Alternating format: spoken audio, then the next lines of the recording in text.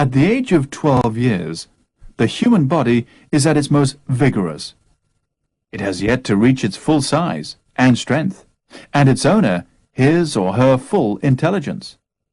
But at this age, the likelihood of death is least.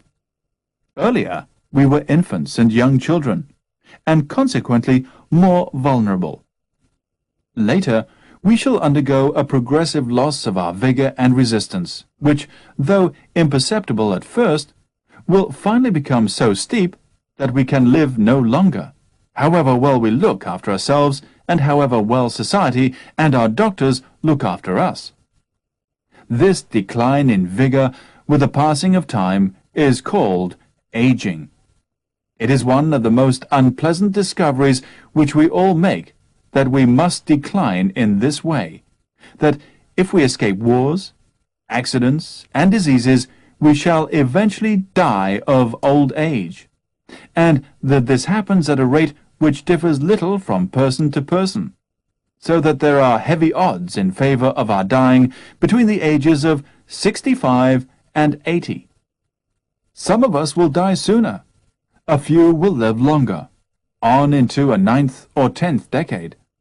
But the chances are against it, and there is a virtual limit on how long we can hope to remain alive, however lucky and robust we are.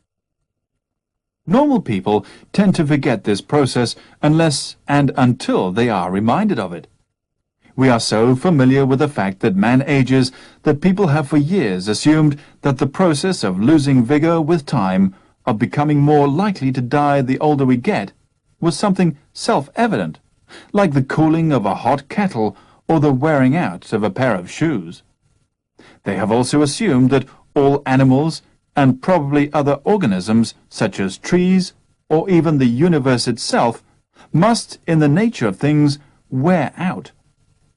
Most animals we commonly observe do in fact age as we do, if given the chance to live long enough, and mechanical systems like a wound watch or the sun do in fact run out of energy in accordance with the second law of thermodynamics. Whether the whole universe does so is a moot point at present. But these are not analogous to what happens when man ages. A run-down watch is still a watch and can be rewound. An old watch, by contrast, becomes so worn and unreliable that it eventually is not worth mending. But a watch could never repair itself. It does not consist of living parts, only of metal, which wears away by friction.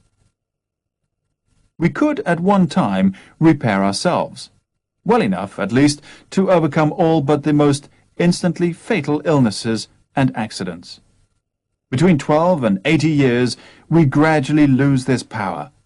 An illness which at 12 would knock us over, at 80 can knock us out and into our grave. If we could stay as vigorous as we are at 12, it would take about 700 years for half of us to die, and another 700 for these survivors to be reduced by half again.